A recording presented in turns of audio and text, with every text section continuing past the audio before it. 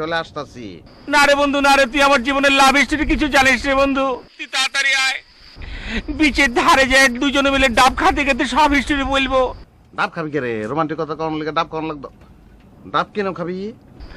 আচ্ছা বন্ধু, আমার জীবনটা এমন কেন রে? মন খারাপ করিস না, মন খারাপ এই কথা বললে কি চলবো? আমি তোমার বন্ধু সিকান্দার বক্স আছি না, তুমি কোনো চিন্তা করবা না।